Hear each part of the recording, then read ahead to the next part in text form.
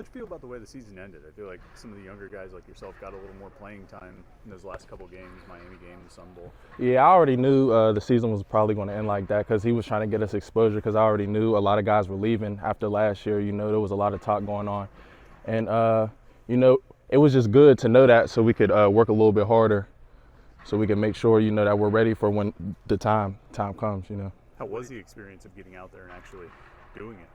Honestly, it was different because I haven't really played a lot, you know, in the past previous years, and just to get out there and like get some exposure and start to get a rhythm in the field for how to play, you know, college football, you know, it's definitely different. And I'm really starting to think I'm getting it now. Like I'm getting in my rhythm, I'm getting in my groove because, you know, as a pass rusher, you really need to get in that groove to be a great player. So I'm just glad I got to fill it out a little bit earlier.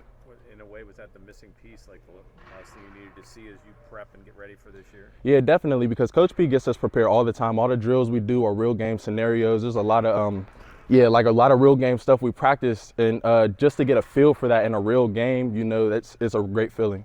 Okay, for guys like Deslin and Hava, what were their biggest teaching points for you and your growth as a player, and how do you carry those lessons in this year? To be honest, just watching them is a great experience because just to see where they got. And then also a lot of stuff that had to do with me maturing, you know, off the field because, you know, I used to talk to those guys and there was a lot of times where I messed up and like they're just telling me like, you know, do this off the field. Like there's a lot of stuff off the field. Like I know Haba, you know, if you ever see Haba, he's a big dude. I'm like, Haba, like how do I get to your stature? You know, he's telling me all the stuff he used to eat and stuff.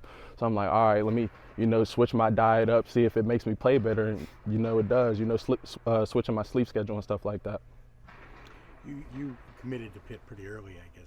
How eager are you to finally get out there and play? Because it's been a while since maybe 3 summers ago that you committed, you know. It's been a while. I committed my sophomore year of high school, and I already knew like coming to high school wasn't going to be the easiest route. You know, if I did, then it would have been like a dream. But honestly, when you come to college, you never know what to expect. And honestly, just to have this opportunity now is just a blessing, you know, because I always wanted to play for the University of Pittsburgh. I'm a Pittsburgh guy, you know, Pittsburgh's my home, and I always wanted to put on for the city. So even when I was on the sideline, you know, there was never any thought of like, yeah, I'm out of here, man. I'm sitting on the bench, you know. I just knew it was going to take some time, you know, and now that the opportunity is here, I'm going to take full advantage of it. Does Coach Partridge talk to you a little different now because now that you're stepping up and it is going to be more of your time? Honestly, Coach Partridge's always been on me kind of hard, you know, just being a good coach that he is. You know, he never treated me like I was not playing. You know, every week he always treated me like, you know, if that one person goes down, you're up next. You know, he's always had me prepared for everything,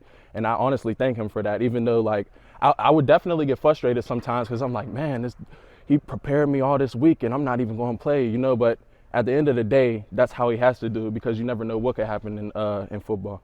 Is there a certain excitement in the D-line room as a whole right now? Because it feels like even older guys like Dallin or Bam, haven't played that much. It feels like there's sort of a new wave of linemen coming through with all those guys. Is there certain excitement in that room right now? Well, last year, I ain't gonna lie, we like to call it, we called it new era, but the older guys didn't like that because, you know, the older guys like to stick to the traditional base, but, you know, we called it new era, and I think we're gonna go by that this year, you know, QBK, new era, so it's just a new era of D linemen, and, you know, a lot of guys didn't, like you said, a lot of guys didn't get to play, and just being able to get out there this year is gonna be fun. I ain't gonna lie, it's gonna be fun. Aside from yourself, who are you excited to see get some of those extra opportunities? Honestly, everybody, you know, because we're all in the group chat. All we do is talk about how we're going to be great, how we're going to do this, how we're going to do that. And I'm just can't wait to see how the development shows throughout the season, you know what I'm saying? Because honestly, in my eyes, everybody's going to be able to get to play, you know what I'm saying? And I'm just ready for that.